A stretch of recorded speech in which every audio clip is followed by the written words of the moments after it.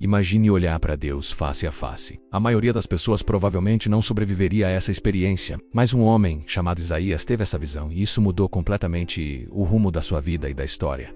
O que ele viu, o que ele ouviu e, mais importante, como essa experiência o transformou para sempre. Vamos mergulhar juntos na incrível jornada de Isaías, um homem que viu o céu se abrir e nunca mais foi o mesmo. A história começa no ano da morte do rei Uzias, um tempo de grande incerteza e instabilidade para o povo de Judá, que havia reinado por mais de 50 anos, representava uma era de prosperidade e força. Sua morte deixou um vácuo de poder e um sentimento de medo no ar. É nesse cenário de luto e apreensão que Isaías é levado a uma experiência que transcende qualquer realidade terrena. De repente, Isaías se vê no templo, mas não como ele o conhecia. Ele vê o Senhor sentado em um trono alto e exaltado. A cena é de uma majestade indescritível. A barra do manto de Deus enche todo o templo, uma imagem que evoca poder, santidade e uma soberania absoluta. Acima dele flutuam seres celestiais magníficos, os serafins. Cada um deles tem 6 asas. Com 2 cobrem o rosto em reverência, com 2 cobrem os pés em humildade, e com 2 voam prontos para a sérvia. A atmosfera é carregada de uma santidade tão intensa que é quase palpável. Os serafins clamam um para o outro, em um coro celestial que faz o próprio templo tremer. Santo, Santo, Santo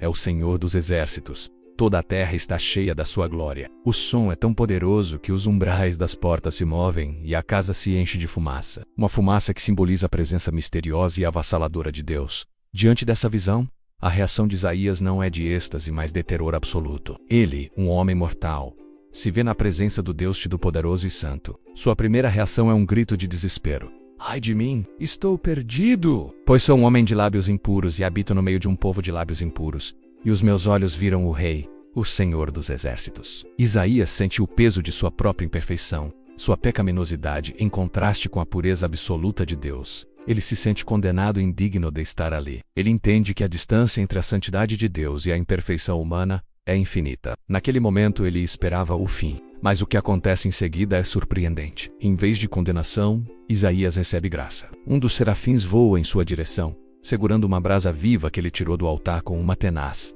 O altar era o lugar de sacrifício, de expiação. A brasa representa o fogo purificador de Deus.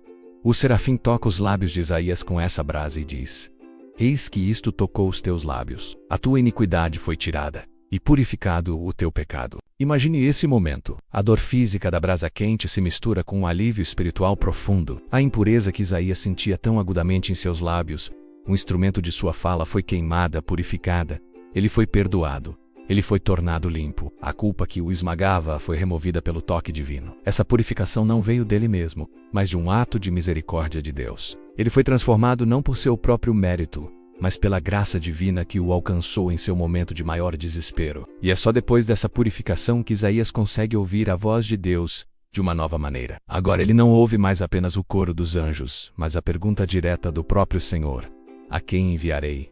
E quem há de ir por nós? A pergunta paira no ar, um convite para uma missão. Deus está procurando um mensageiro, alguém disposto a levar sua palavra a um povo que se desviou. A missão não seria fácil. Deus ele descreve o desafio em detalhes. Isaías teria que pregar a um povo que ouviria, mas não entenderia, que veria, mas não perceberia. Seus corações estariam endurecidos, seus ouvidos tapados e seus olhos fechados. Seria uma tarefa frustrante, aparentemente sem resultados. Isaías até pergunta: até quando, Senhor? A resposta de Deus revela um futuro de juízo e desolação para a nação, mas também uma semente de esperança, um remanescente que sobreviveria. Diante de uma tarefa tão difícil, qual é a resposta de Isaías? Depois de ver a glória de Deus, experimentar sua própria pequenez e receber o perdão e a purificação, sua resposta é imediata e sem hesitação. Ele, que antes gritava: ai de mim, agora declara com coragem e entrega: eis-me aqui, envia-me a mim. Essa frase é uma das mais poderosas de toda a Bíblia. Ela representa uma mudança radical. O homem que se sentia perdido agora se oferece para ser encontrado. O homem que se sentia impuro agora se torna o porta-voz do Deus Santo. O homem que temia a morte agora abraça uma missão que poderia lhe custar tudo. Ele não pergunta sobre o salário, sobre os benefícios ou sobre as dificuldades. Ele simplesmente se coloca à disposição. Eu estou pronto.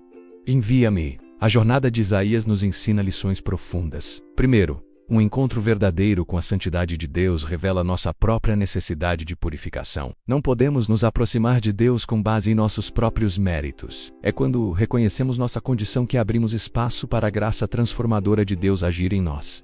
Segundo, a purificação precede a missão. Deus não chamou Isaías para uma tarefa e depois o limpou no caminho. Ele primeiro o purificou, o preparou e só então revelou o propósito que tinha para ele. Antes de podermos ser usados por Deus, precisamos permitir que Ele nos molde e nos purifique. E por fim, a resposta ao chamado de Deus deve ser de total disponibilidade. A experiência de Isaías o levou a um ponto de entrega completa. Ele entendeu que sua vida não pertencia mais a ele, mas ao Deus que o salvou e o comissionou. A história de Isaías não é apenas um relato antigo. Ela ecoa em nossas vidas hoje. Todos nós em algum momento nos deparamos com nossos próprios sentimentos de inadequação, com a consciência de nossas falhas. E assim como Isaías, somos convidados a experimentar a graça purificadora de Deus, que nos limpa e nos dá um novo propósito. A pergunta que Deus fez no templo celestial continua a ressoar através dos séculos. A quem enviarei e quem há de ir por nós? O mundo ainda precisa de mensageiros de esperança, de verdade e de amor.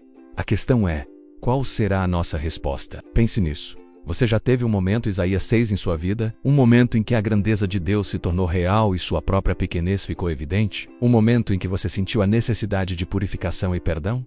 Se sim, como isso mudou você? E se não, talvez hoje seja o dia de buscar esse encontro. A história de Isaías nos desafia a olhar para dentro de nós mesmos e a perguntar: estou vivendo para os meus próprios planos?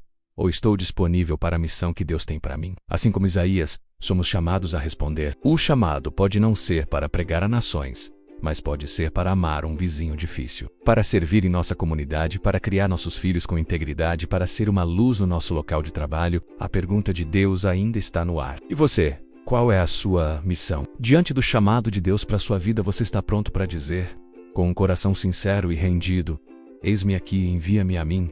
Obrigado por assistir. Se esta mensagem tocou seu coração, não se esqueça de curtir, compartilhar e se inscrever no canal para mais conteúdos como este. 8 Approxima